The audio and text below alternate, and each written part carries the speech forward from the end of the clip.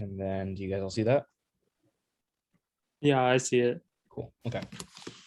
All right. Yeah, this is it.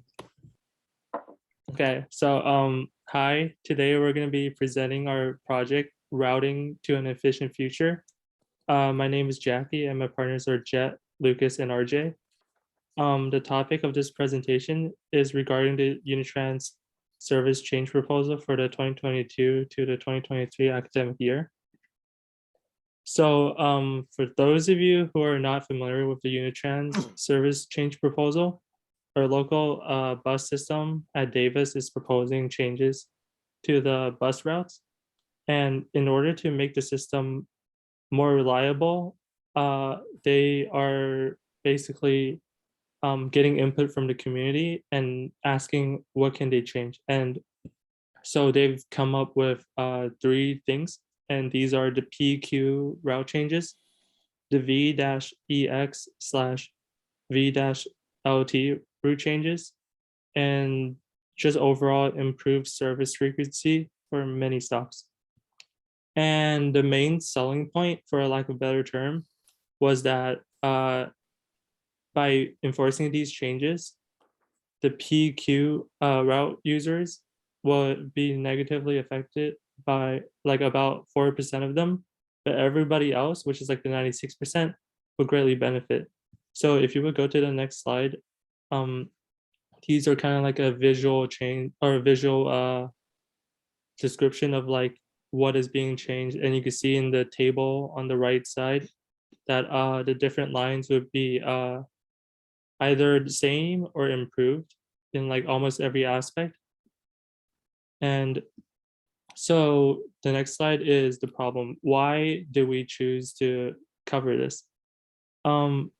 We chose to cover this because this change is really big and it affects a lot of different people. So the main question is, how can we make sure that this is the right change? How can we make sure that we have enough data from different sources to make sure that we're getting inputs from every different area to make sure this is the right change? And if Unitrans makes a wrong judgment, it could be catastrophic because turnaround times for these changes is very long. And like I said before, there's no guarantee that the best solution will be chosen. So one of our main focuses were, how do we make sure that we get the correct information? And so we have a couple of bullet points here, and they include surveys, observations, and bus sensors, Google Maps, phone tracking, and traffic sensors. And so Lucas will now tell you guys what is our approach. So the current solution that Unitrans uses, they collect data, particularly, I don't know if any of you have ridden the bus, but the conductor will like write down how many people get on the bus, get off the bus. And this is very important ridership data that they use to see where they need more buses, where they need less. And so if they see that they need to make a change, they will, the Unitrans board will make a decision to change the route and then propose a new one. And then they solicit feedback on these new routes, and then finally they will vote on them. And so for our approach, we have sort of a similar approach, but one big difference. So it's a 2-step process. And the first one is to use a computer program that uses housing, traffic, ridership, and pedestrian data to propose the most efficient routes. And it could use something like on the right, like a minimum spanning tree. And so once those routes are proposed, people can then give input to those routes by submitting feedback and attending public hearings to participate in the vote. Next slide.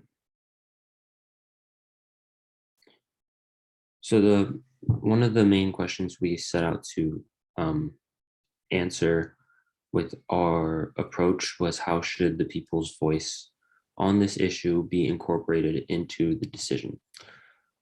And so in our approach, which is a very data-driven approach, the data that we gather will be a very good representation of everyone's needs because of all the data that goes into it. And on top of that, people can participate in the vote.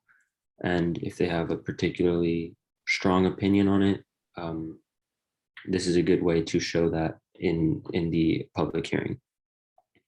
So the computer program will take everyone's needs into account and then propose the most efficient routes that benefits the most amount of people.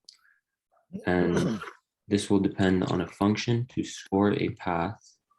So in that minimum spanning tree, each path can be given a score based on all the data we gather, traffic, trip time, things like that. And a lot of this data is already gathered by Unitrans. So here we have some examples of the data that they gather and just data on their routes in particular. And so the data collection process is already pretty much set up for this to happen. Next slide. Since this issue affects a wide spectrum of people, including bus drivers, riders, traffic on the roads, and pedestrians, the data collected should be used with a utilitarian framework to ensure maximum satisfaction from these people. Through utilitarianism, data retrieved on housing, traffic, ridership, and pedestrian data will be used to establish the most efficient and best bus route while creating the least amount of inconvenience to the smallest percentage of people. This will ensure that the Unitrans drivers and riders will get to their destinations on time, while also having the least impact on congesting traffic as possible. Furthermore, this ethical system will improve and promote transparency of the decision-making process regarding the changes to the bus routes and schedules, since the voters will most likely make their decisions through a veil of ignorance. Next slide. So we presented everything you've seen so far. We've also presented to a few different people. We first showed it to 2 fellow students that are actual frequent riders of the bus system here. And so the first one was mainly concerned about getting their voice accurately represented when they do this decision-making process. So one of the things that he brought up is the survey should be asking quantifiable questions. So things that can be easily parsable in the back end so that when you incorporate that into your computer program, it's not trying to guess based off a description of what this person's experience, what to do. It's like very quantified and it's measurable.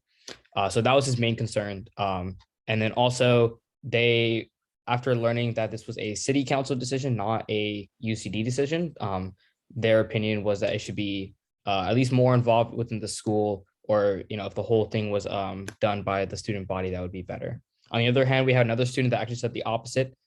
They also felt that the buses were pretty late for them, and a program would make the routes a lot better to optimize the whole thing, but they still thought that it should stay on the city council. And then we also sorry, yeah. Can I ask a question? Mm-hmm. So the decision of the Unitrain route changes is or is not going to have the blessing of the city council? Oh, for this proposal? Right. I think they had removed some things and they approved it though. But anyway, whatever proposal, so my guess is who has the final say? I mean, is the city council first review the option, and then UC Davis vote? If the UC Davis vote is for option, that's it, right? So UC Davis, ASUCD, the voting has the final say. So correct me if I'm wrong, guys, but I think right now the university puts together the proposed changes based off the ridership data, and then they present to city council to vote on. Oh, so it's the city council. Yeah. So the final say is at the city level, because it's also serves the rest of the community. Right. But the issue becomes like when it gets to that city level, like that's the end of when public opinion can really make a difference, really. I see. So when Yeah. you say public hearing, is this public hearing not at the university, but at a city council? So the Unitrans Advisory Committee is basically what that's called. Okay. Yeah. Okay, thank you.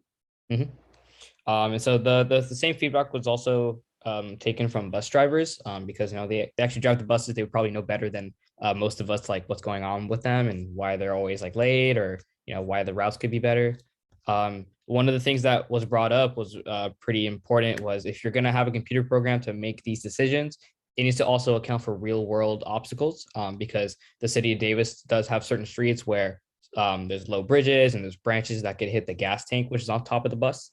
And so if you're gonna have this be accurate and actually be good for society, it needs to take those into account. And then the other bus driver was the one who told us about the whole logging of people getting on and off the bus. And it turns out they really just do this about halfway down the line, because that's really all you need to get the data that you need. After about halfway down the line, traffic is negligible, so it doesn't really matter at that point. And then they also noted that there was a strict decline in bus ridership when COVID-19 started. So that definitely makes sense, but they were able to see that in real time because of this logging that was going on. And so in summary, the original problem was that there's a long turnaround time, and we weren't really sure every proposal season basically that we were getting the best solution.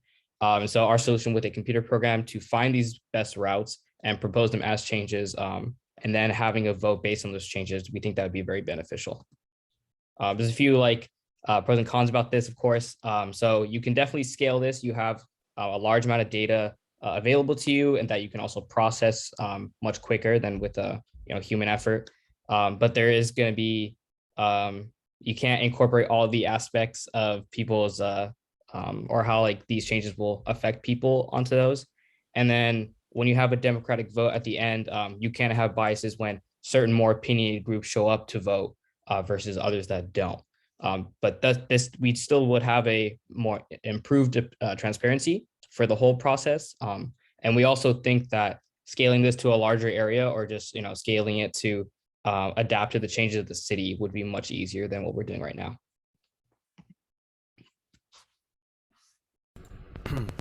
Reflecting back on this issue, there are some components that we have to take into consideration. One is that not everyone will be satisfied with changes to the Unitrans route. Some riders will benefit from the removal or addition of bus stops, while others will be inconvenienced by the changes. For instance, changes to the bus routes may lead to more efficient and reliable arrival times and routes, but may also require those accustomed to the old route or schedule to travel to a different location or at a different time to reach the bus stops. Unitrans drivers also play an important role in deciding the changes to the routes, since having reliable arrival times are essential to them, as most of the drivers are students. To combat this, it is possible to have self-driving buses in the future, so that Unitrans is not reliant on student drivers. However, this may cause drivers reliant on driving for Unitrans for income to lose their job.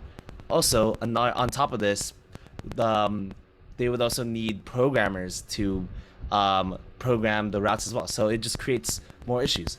Trade-offs will always have to be made to create a more efficient schedule and route. With this in mind, utilitarianism is the perfect solution towards modifying the Unitrans routes, especially since public transportation is a communal utility that benefits the entire community.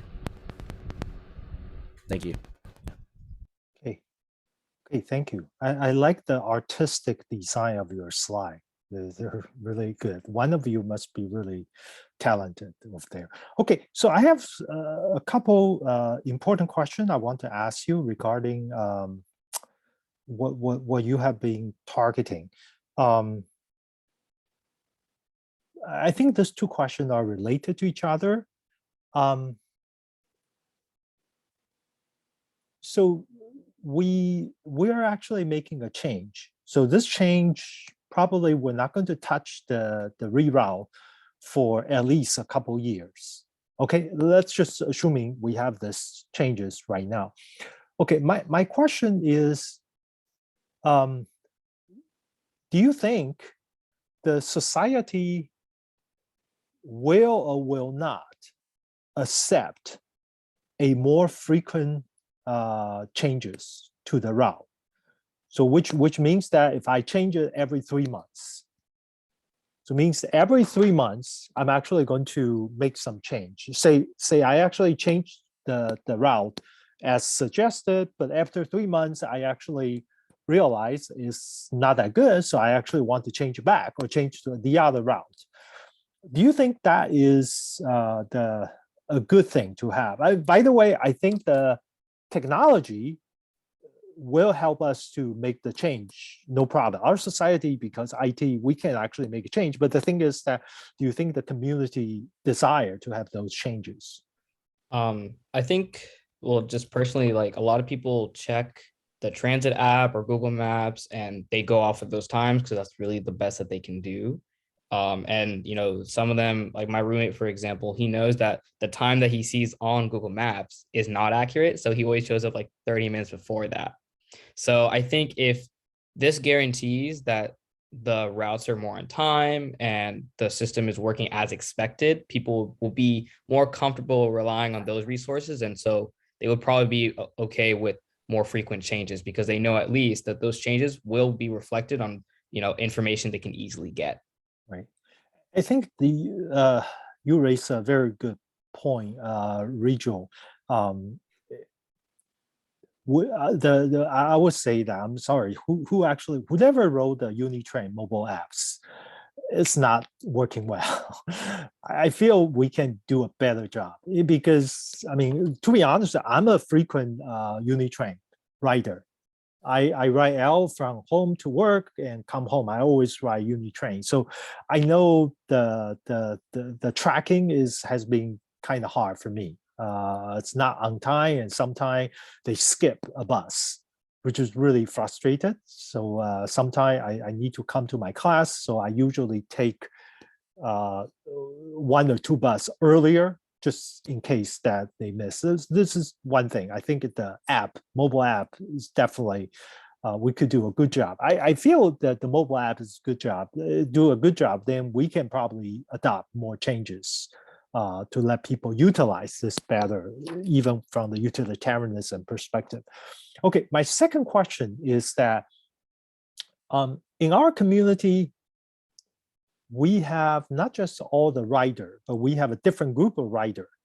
Some of the rider are students, and the student we use mobile apps, no problem. If you all have 4G, 5G, you can do that, no problem. But we also serve a lot of elderly people in the community for Unitrain. In fact, I think if you're 60 or older, you got to ride Unitrain for free or something like that. I don't know if you know that. We actually, as a benefit to the elderly people, you can actually ride it for free. And for those people, their mobility is obviously limited because you shift by 100 yards from where they used to be. It's going to be a little bit harder. And also they're probably not going to use a mobile phone the same level of fluence as all of you here. So do you think that, how do you actually decide? I mean, utilitarianism is certainly might not consider those needs because the majority of the rider are still students. So what do you think about that? So we say, hey, bad luck. I'm sorry that. I think I can answer this one. Sure, to give you a break. Sure. Yeah, I'm glad you asked that because I think this also ties in with the first question, right? Where right. you asked, are riders receptible to the frequent changes? Well, I feel like if when we're talking about Davis, with a mass population of students who are like on the younger side of the age spectrum, they're more familiar with technology. But then on the other hand, Unitrans also serves, like you said, older people, and then they might not be as kept up with the mobile app or like things like that. So then they're not as receptible to the frequent changes. And then I'm sorry, what was your second question again? Yeah, the second question, let me revise that question again a Yeah. little bit, is that if you talk about a pure utilitarianism perspective, then essentially the happiness function will be dominated by the students, right? But we have a small number of elderly people. And in fact, I just realized after I asked that question, we have a very small but significant amount of rider with disability. And making a little change could be a huge for them, because they need to actually go a lot further, or maybe better for them actually. So if you look at a veil of ignorance, I mean, how will you see that to balance between the pure utilitarianism decision-making process versus a process that's actually will consider a really minority, and how do you actually balance that? I mean, even the current proposed change, I would say if I am a regular student, I walk 50 yards more or less. But if I'm a disability person, that extra 50 yard could really hurt me. And So if how do I guess people that aren't using like the app and or whatever like the students are using, how are they getting information for routes or like the bus times? I used to be just use a hard copy of the Hard route. copy. There is a hard copy on the bus, right? Yeah. They actually tell you from A to Z that when the bus will stop at this roughly, and of course not that accurate. So sometimes we confuse, and I mean I actually actually usually at the bus stop, if for a few minutes they didn't show up, so I will actually just call or just check where the bus, and sometimes I can find out information. Sometimes the information is not really accurate, just for me. But I can imagine for elderly people, when they're really summer, Davis is really hot, they stay outside for more than 40 minutes waiting for a bus. And sometimes it's not ideal, especially if the bus route change and they didn't know that. They actually stand there, and it could be. So my view is that changing the route too often might be an issue unless we can address that issue. For example, I can install a surveillance camera in the old bus stop. And if I actually see people waiting there, I need to have a way to actually be able to inform that person. And even ask the bus driver, say, hey, there's people waiting there. You might want to dynamically just drive a little bit further to actually pick up those passengers. So those issues are interesting. But my fundamental question, because we're actually looking at the decision-making process to let people share their public hearing, and so we can actually make a good decision. And my fundamental question is, how do we actually change this once in every 2 years, or we actually can change it every 3 months? Because the process will be different. If this is going to be 2-year process, then the hearing needs to be really serious. But if every 3 months I'm going to make a change, if I want to do that, then I actually have a less concern about, have a less information, because I know after 3 months, after we try the new route, didn't work, we actually change again. It's a little bit different. Yeah. I think one thing that could aid the frequent change process is, like, for example, the bus stop across from Olson Hall on at Davis, where they have like the I guess like the shade, and then like the on the side of it there's like a digital I guess sign that tells you like when is the next bus coming and like what bus is that. I think if we have more of that throughout the city, so even if you have frequent changes like we proposed, then it could still update and say like, hey, this bus is coming in X minutes, so that people who don't have the mobile app can still be informed by just looking at it. Hey, I want to ask you a different question, which is a little bit deviate from what you have proposed, but it's related. You will see why. Does any of you understand or know the financial situation for Unitrain? Means that are they making money, or does the university or the city council invest certain money from the taxpayer to the whole system? How is the financial situation for the Unitrain? I'm pretty sure since it's run by ASUCD, it comes from student fees. I'm pretty sure about that, but I wouldn't be surprised if the reason that the final decision is done by city council is because of their money being paying for the whole program. So that is that question. Right. So the reason I asked this question is that I feel, I mean, if you compare Unitrain and the Eurobus, if you compare this two bus system, because Eurobus actually helped to run L line and A line for a period of time because we couldn't find enough student driver. If you look at their service, I would say they're about the same.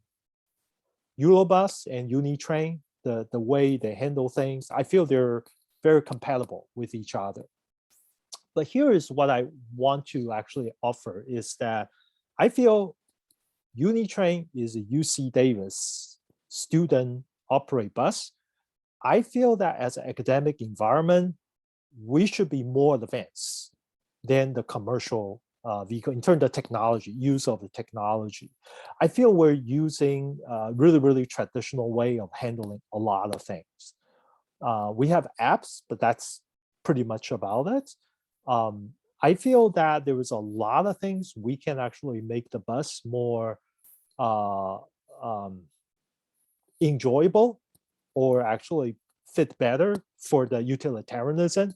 But I think it all comes down to where's the money source. If we only have money from the student fee, we can only cover the paycheck, essentially. The minimum maintenance, some upgrade. But if there's money resources really pulled in from the university, this is like a one-time investment that we can actually develop the upgrade the system. I'm not talking about hardware, but I'm talking about the software side, because software side tend to be cheaper and tend to be a lot easier for us to. There is a lot of IoT we can do install, which is very both inexpensive and also is good for the student as an education environment, especially for the student who are interested in technology and social behavior. And so I think that is what I got from your work is really interesting, but this is also a realistic case, which I feel the academic can actually do better than the commercial. It's not just try to cut corners, saving a little bit to make sure we have enough student driver. And I feel that, I mean, for example, in Unitrain, I'm not even sure about utilization of the trains, of the bus system. If you think about Eurobus, if they have a bus which is underutilized a lot constantly, they're going to cut it. So the economic of airline or bus system or train, they always actually evaluate all this number, decide what to cut, what to do. And the university, we have a less constraint about that because you already pay for that, because we're actually directly charging you from the student fee and such that we don't have that pressure. But that means that we should have the flexibility and freedom to do a lot of things that commercial carrier they won't be able to do. So I feel this is a really interesting issue, but I feel this is, when I read your paper, I realized that it will be really interesting to talk the decision making purpose. It's probably not ASUCD. I know ASUCD cannot fund this kind of research, but fund this kind of work. But I feel the university should think about, especially like a student life, whatever, the vice chancellor they should actually put in maybe a couple $1 million to actually think about develop the whole thing. Which, to be honest, a couple $1 million for the size of UC Davis is peanuts, and is really small. Yeah. I know how money are spent at this university, and I think that it's a time for us to actually think about that. Okay, all right, good. Hey, Professor, can I ask you a question? Sure.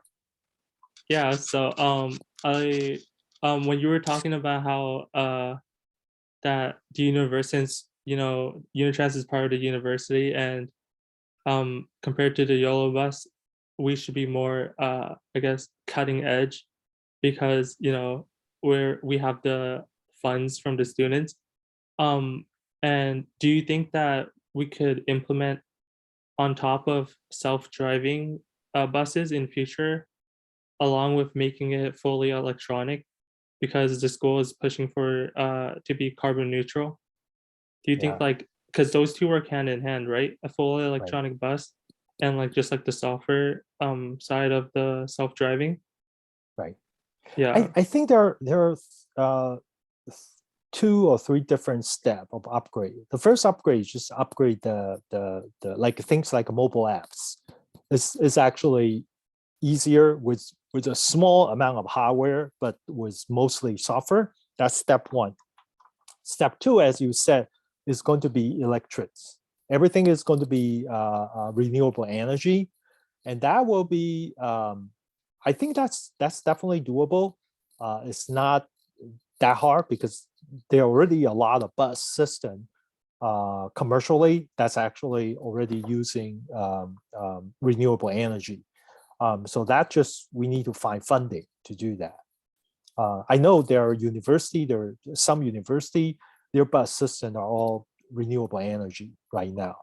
It's just UC Davis, we need to slowly switch to that kind of model.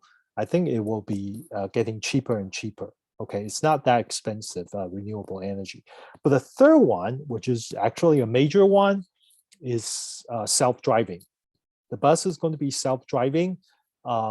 It's actually going to be challenging because at the environment like a UC Davis or the city of Davis, that we have trees with bridges, we have a small road, we have young children, they're actually riding bike here and there. So that has a huge safety and other kind of issue. That will take, I would say, at least 10 years for us to even think about the planning. But I do think, go back to your first few statement, that university, we should be cutting edge compared to the commercial services, because we can actually be able to exercise or realize some of the new technology or new thinking, because we're university, we're free to do, we don't worry about we're actually not making profit. We're not supposed to make profit. And the university Unitrans is a good example, because we already have customer and the policy saying that everybody has to pay. If you think about that today, if you remove that, we want Eurobus to compete with Unitrain in a really fair market competition. Okay, let me put it this way: Unitrain won't survive, in my opinion. Unitrain won't survive because you're losing all the customer, right? I mean, the customer will probably take other option, and so Unitrain actually has a good position because they have a guaranteed customer already, and so it's really important to put pressure on Unitrain and such that they will actually develop a better service on this model. I mean, by the way, there is no economic push for Unitrain. It's really the university need to think about better innovation for that. Yeah, that's my opinion, a little bit biased. Yeah. Okay. Okay. All right. Thank you very much for your presentation. I think this is a great topic. You guys did a great job in this. And then we raised a lot of interesting questions. Hopefully this video or some of you or your paper will actually give some good push to the administration about how we can handle a service, which is the service is not just serving for the community, but the service itself operate will provide a great opportunity as an education opportunity for the student. And I think that is the mission of a university. We're not just doing things the same as outside, which really push for something more cutting edge or even disruptive with the endorsement of the city council, of course. Yeah. Okay, so I'm going to stop recording.